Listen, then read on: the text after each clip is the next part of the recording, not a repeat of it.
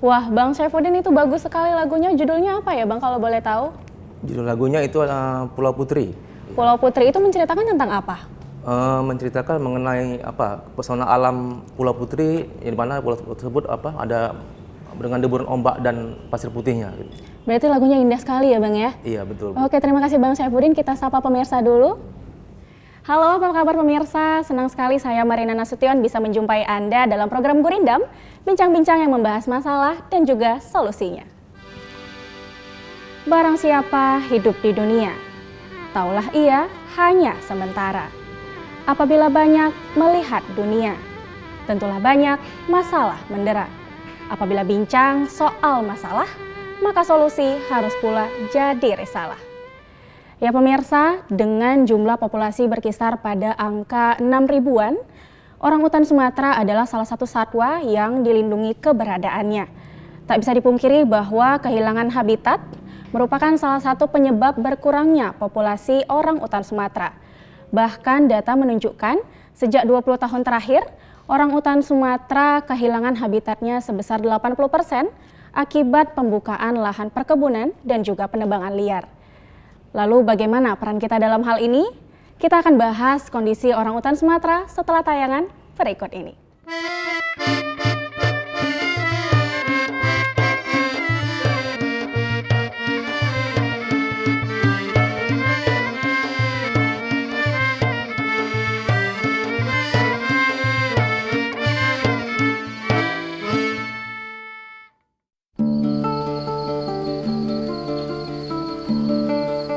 Hutan yang lestari merupakan simbol keseimbangan ekosistem alam yang sangat berpengaruh pada keberlangsungan hidup keanekaragaman hayati, termasuk jenis satwa yang dilindungi seperti orangutan. Perambahan hutan yang kerap dilakukan manusia kini semakin meresahkan. Bahkan dalam jumlah yang tidak sedikit, hutan-hutan kita telah disulap menjadi lahan pertanian atau perkebunan. Belum lagi, kebakaran hutan yang sering terjadi berdampak buruk bagi satwa ini. Keadaan habitat yang kritis otomatis berdampak pada kepunahan populasi orangutan. Berbagai kisah miris juga muncul, contohnya di Kalimantan pada tahun 2015, di mana orangutan yang lari karena hutan tempat bernaung terbakar begitu dibenci penduduk dan dianggap sebagai ancaman, hingga mereka kerap mendapatkan penganiayaan. Penganiayaan tersebut dilakukan dengan anggapan bahwa orangutan telah mengganggu lahan pertanian. Padahal, orangutan turun ke lahan pertanian akibat rusaknya habitat tempat mereka berkembang biak. Lalu, siapakah pengganggu yang sebenarnya? Nah pemirsa, tadi kita sudah lihat bersama ya tayangan mengenai kondisi orangutan Sumatera yang kehilangan tempat tinggal mereka. Cukup miris bukan? Nah untuk membahasnya sekarang sudah hadir bersama saya dua pria tampan yang peduli pada kondisi orangutan Sumatera. Di sini ada Bapak Panut selaku aktivis ya Pak ya, dan juga Direktur dari Orangutan Information Center. Apa kabar Bapak? Baik ya. Segar ya? Segar sekali. Oke. Nah dan juga ada Bapak Tony Anwar selaku Kepala Bidang Teknis Konservasi Sumber Daya Alam. Ya apa kabar Pak Tony? Baik, alhamdulillah. Alhamdulillah baik ya Pak ya. Segar juga seperti Pak segar sekali. Panut? Segar ya? Mudah-mudahan. Oke. Segar selalu. Ini kita membahas nih bagaimana kondisi orangutan Sumatera. Teringat nih Pak, soal kondisinya mereka ini kan banyak nih mereka yang menjadi sasaran kemarahan para warga karena dianggap mengganggu.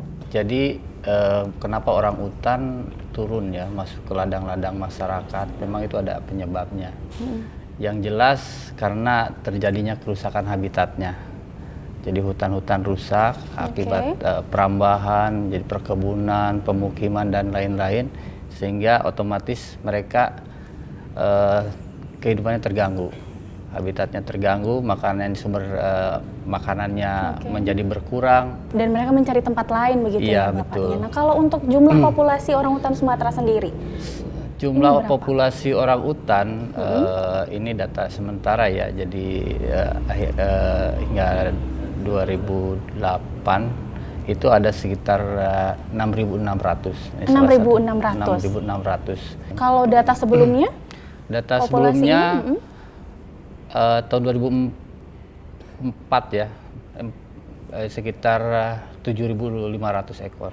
7.500 ekor, berarti ada 1.000 iya, ekor yang habis. habis. Artinya ya. Oke, nah ini kita membahas pada Pak Panut nih Pak. Ya.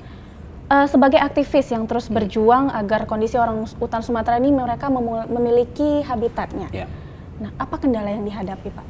Sebelum saya jawab, tadi saya ingin juga menyampaikan terkait dengan apa yang Nina sampaikan ya, bahwa orang hutan mengganggu masyarakat. Ya. Sebenarnya terbalik gitu. Masyarakat atau manusia yang mengganggu orang hutan gitu. Karena manusia yang semakin menggerus habitatnya sampai akhirnya mereka manusia yang mengambil rumah orang hutan sehingga ya orang hutan terganggu. Tapi sebenarnya itu tadi yang mengganggu bukan orang hutan mengganggu manusia, tapi manusia yang mengganggu orang hutan. Siapa sih rumah yang nggak marah kalau rumahnya diganggu pasti ya. Nah, itu tuh pemirsa itu harus diingat siapa sih yang tidak marah kalau rumahnya diganggu ya, Pak ya. Nah, kalau sebenarnya dampak dari ketiadaan habitat bagi orang hutan Sumatera itu sendiri seperti apa? Itu sangat fatal. Sama seperti manusia, tidak punya rumah bagaimana bisa hidup. Kalau bisa hidup juga mungkin jadi gelandangan. Ya sama seperti orang hutan. Rumahnya habis jadi gelandangan gitu, dianggap mengganggu sama seperti manusia kan gitu. Jadi dianggap mengganggu. Padahal mereka ya tanpa hutan tak bisa hidup, tanpa pohon tidak bisa hidup. Karena orang hutan adalah spesies arboreal atau spesies yang hidupnya di atas pohon. Gitu. Nah, tidak bisa hidup berarti ya Pak ya. Nah, berarti orang hutan Sumatera sendiri itu sangat penting. Ini sebagai penjaga biodiversity itu benar ya Pak ya? Benar sekali, karena orang hutan ini bergantung kepada kekayaan keanekaragaman hayati yang cukup tinggi ya. Artinya kita menjaga habitatnya, berarti menjaga keselamatan atau keberlangsungan populasi orang hutan, tapi juga sebenarnya memberikan manfaat banyak kepada manusia gitu. Oke, berarti orang hutan juga memberikan manfaat yang banyak kepada manusia. Karena itu kita harus menjaga habitatnya, begitu ya Pak sekali. Ya?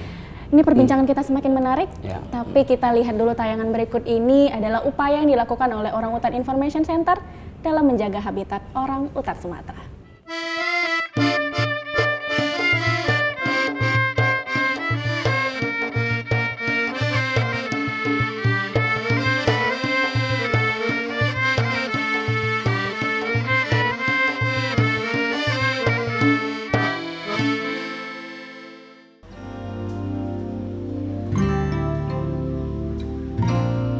Masuknya orang hutan dalam daftar satwa yang terancam punah mendapat respon yang kuat dari pihak-pihak yang peduli akan satwa ini.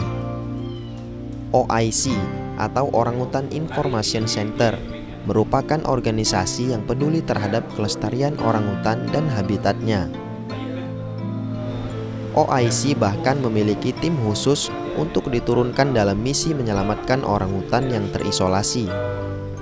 Setelah mendapatkan informasi dan mengetahui keberadaan orang hutan yang terisolir, tim ini akan turun langsung dengan bekal keahlian di bidangnya masing-masing. Selain menyelamatkan orang hutan di lahan pertanian dan hutan yang buruk, tim ini juga sering merebut orang hutan yang dipelihara oleh perorangan. Berbekal pengetahuan hukum dan keberanian, serta dampingan dari pihak yang berwenang, tidak sedikit orang hutan yang berhasil diselamatkan dari tangan mereka yang serakah dan tidak bertanggung jawab. Setelah berhasil diselamatkan, orang hutan akan dilihat kondisi kesehatannya. Jika kondisinya sehat dengan usia dewasa, orang hutan akan segera dilepas kembali ke habitat asalnya.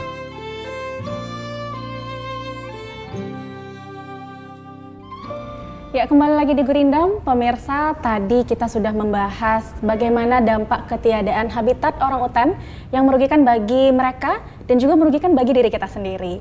Nah, ini kita akan membahas lagi nih, lanjut ini kepada Pak Panut. Ini kita lihat tadi tayangannya, ternyata berat juga ya Pak ya tugas OIC dalam melindungi orang hutan Sumatera ini. Apa saja kendala yang dihadapi Pak? Sebenarnya kendala itu cukup banyak ya.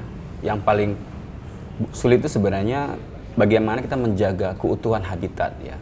Karena habitat ada, tapi kalau dia terfragmentasi juga jadi masalah bagi orang hutan, bagi keberlanjutan populasi secara jangka panjang gitu. Jadi Jangan sampai ada habitat tapi kemudian terbelah-belah karena ada perambahan, ada illegal logging. Ini yang juga sulit kita pertahankan gitu ya. Nah, lalu menjaga habitatnya ini bagaimana? Ya, kita melakukan beberapa kegiatan, misalnya patroli. Kita ada kerjasama dengan Balai Besar Taman Nasional Gunung Loser dan juga dengan Balai Besar Konservasi Sumber Daya Alam Sumatera Utara untuk melakukan patroli. Nah, selama ini kondisi yang ditemukan di lapangan ini seperti apa? Ya, kita menemukan banyak perambahan, misalnya di Taman Nasional Gunung Loser di Langkat yang merupakan habitat penting orangutan Sumatera. Di Loser Timur ya, di Blok Timur di Loser itu sedang mengalami banyak perambahan gitu. Dan ini yang menjadi tantangan besar bagi konservasi orangutan Sumatera. Itu harus dicatat ya pemirsa ya, ancaman besar ya Bapak ya. Nah, ini kita berbicara pada Pak Tony nih Pak. Kondisi yang ditemukan di lapangan oleh orang-orang dari OIC, dari pihak OIC begitu ya. Nah, bagaimana tanggapan Bapak? Ini kenapa bisa terjadi sih Pak? Memang seperti tadi, jadi ada hal-hal yang menjadi kendala ya terkait dengan pengelolaan hutan ya secara keseluruhan, jadi kawasan hutan. Jadi kita mendapatkan permasalahan perambahan, kemudian illegal logging, kemudian tumpang tindih lahan dan lain sebagainya, ada perkembangan perkebunan yang begitu masif. Itu memang sangat mengancam bagi keberlangsungan satwa tadi ya. Kita melakukan berbagai upaya, ada upaya-upaya preventif, artinya upaya pencegahan begitu ya? Pencegahan, penyadartahuan ke masyarakat, kemudian ada yang paling akhir adalah upaya-upaya represif, artinya penindakan terhadap kegiatan-kegiatan yang melanggar. Nah, saya ini mau kembali kepada Pak Panut. Dalam menyelamatkan habitat orangutan Sumatera, apa kendala yang dihadapi? Kendala yang lain itu tadi saya pikir yang paling penting adalah minimnya rasa kebanggaan ya masyarakat maupun pemerintah daerah, rasa memiliki dan merasa bangga terhadap orangutan ini sangat-sangat minim. Nah, gitu. ini kan kita banyak temukan kasus ternyata ada pihak-pihak tertentu yang memelihara orangutan Sumatera ini. Pernah bertemu kasus seperti itu, Pak? Ya, cukup banyak. Kita menemukan ada masyarakat, petani yang memelihara orangutan. Tidak hanya petani, ada juga oknum pejabat, ada juga oknum penegak hukum, gitu juga.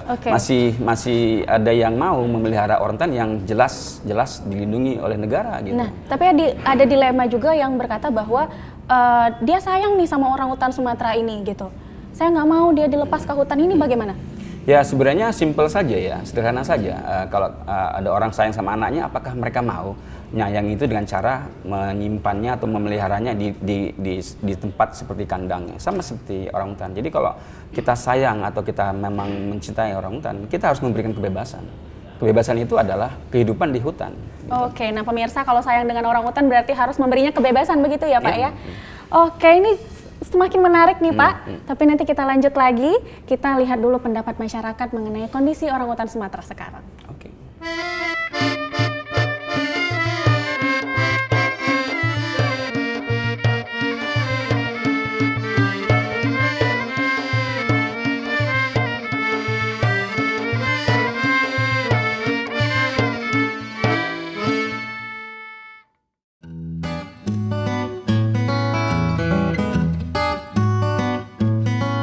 Menurut saya kondisi orangutan saat ini memprihatinkan ya, baik itu dari kepedulian masyarakatnya, kemudian pemerintah Indonesia sendiri.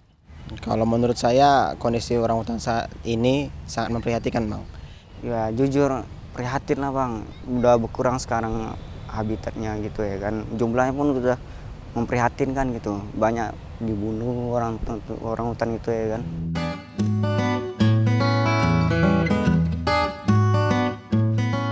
Penyebabnya yaitu pertama kerakusan ya, kerakusan dari pribadian, jadi dia mementingkan dirinya sendiri, kemudian lupa akan alamnya. Solusinya lebih peraturan harus ditegakkan. Kalau penyebabnya, kalau yang saya ketahui itu ya kondisi Bang, kondisi hutan yang semakin lama semakin sedikit gitu. Kalau solusi konkretnya menurut saya setidaknya gitu kan, diberikanlah penjagaan atau memang ada hutan lindung sebagai tempat hidup satwa-satwa liar yang ada di Indonesia khususnya Sumatera ini Bang gitu? Iya, kebakaran hutan itu, penebangan pohon di mana-mana ya kan. Pembangunan kebun sawit, apa segala macam lah, itu istilahnya rumahnya udah nggak ada lagi di sini. Ya butuh peran khusus lah dari pemerintah, khususnya itu lebih khususnya lagi ke polisi kehutanan gitu.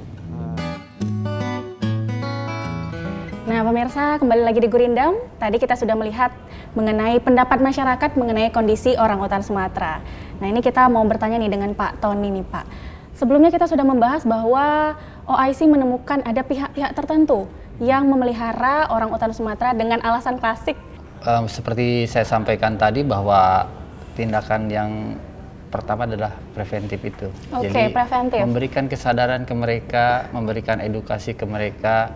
Sebetulnya apa sih peranan satwa liar itu bagi kehidupan yang itu. Oke. Kemudian bagaimana status satwa liar itu sendiri.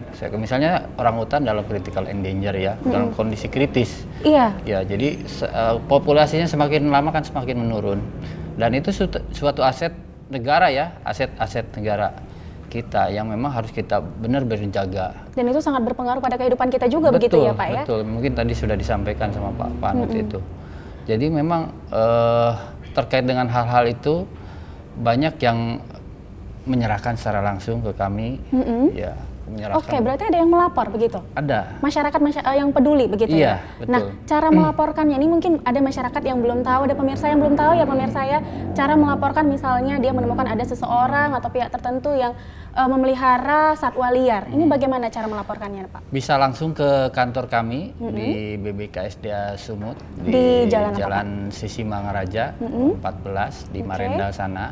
Oke. Bisa langsung ke sana, kebanyakan langsung ke sana atau juga ke mitra-mitra kami. Misalnya OIC, kemudian ada SOCP, ada Scorpion dan banyak yang memang peduli dengan satwa ya, khususnya Oke, berarti orangutan juga ini. bisa ke organisasi OIC bisa begitu ya? Sangat bisa. Oke, nah tapi untuk mekanisme pelaporannya nggak ribet kan ya Pak ya? Saya kira nggak ribet. Nggak ribet ya? Bahkan kalau yang tidak melapor itu yang bisa kita sita dan kita proses hukum gitu.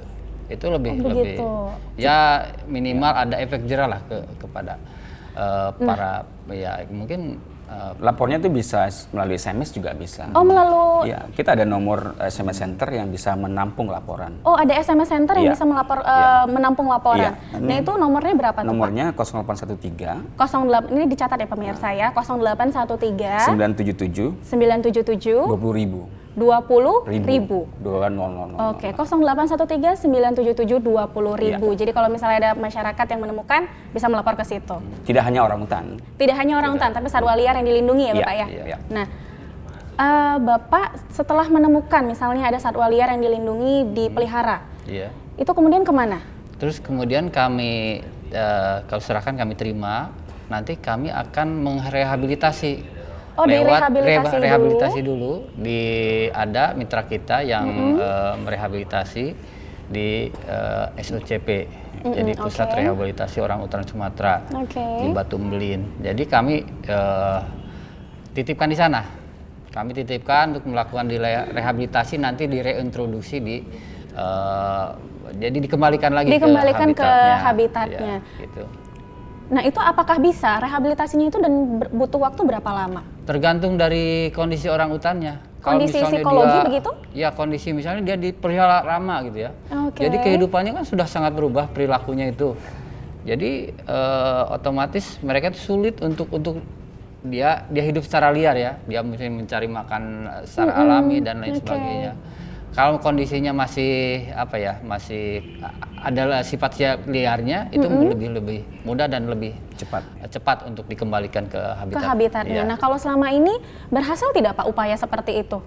Alhamdulillah kita sudah sekitar 250 ekor orangutan yang sudah kita proses, kemudian kita kembalikan. Ada sekitar 60 yang ke Aceh, ke Janto, 150 ke Jambi. Dan mereka bisa hidup, beradaptasi dengan lingkungannya. Iya. Karena di dalam proses rehabilitasi memang sudah diajarkan bagaimana cara hidup di alam liarnya. Gitu. Oke, nah ini Dina mau bertanya kepada Pak Panut. program pengadaan kembali habitat orangutan Sumatera. Ini memang betul salah satu program OIC? Ya, sebenarnya bukan pengadaan, tapi sebenarnya pemulihan.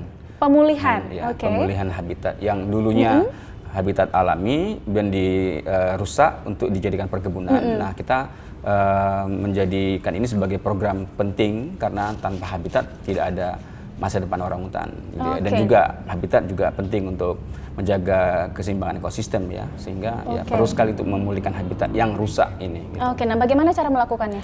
Kita melakukan program yang namanya restorasi hutan. Jadi hutan yang rusak akibat ekspansi ilegal perkebunan sawit, kita tebang sawitnya, atau tanaman-tanaman ilegal lainnya seperti karet yang berada di dalam Taman Nasional itu kita tebangi bersama-sama dengan Taman Nasional Gunung Leuser. Kemudian kita tanami dengan tanaman-tanaman yang merupakan tanaman yang asli dari kawasan tersebut gitu. Bersama dengan masyarakat. Kita ada pemberdayaannya juga gitu, sekaligus edukasi. Kemudian sekarang ini hutan yang sudah kita restorasi ini sudah pulih dan bisa menjadi tempat atau habitat alami banyak satwa termasuk orangutan. Oke, begitu ya Pak. Berarti intinya sebagai makhluk hidup kita harus saling menjaga makhluk hidup lainnya.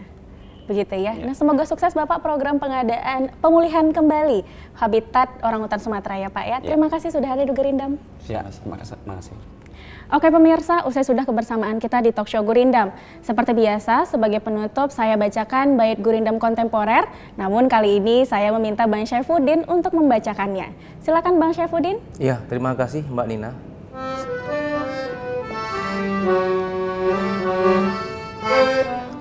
Memanglah buas binatang liar, menerkam mangsa tanpa berkabar. Meski buas, binatang tetap mengenal sayang. Itulah bukti patuh ia terhadap majikan. Jagalah binatang layaknya hidup berteman, sebab ia ciptaan Tuhan. Terima kasih Bang. Saya Marina Nasution, undur diri. Sampai jumpa.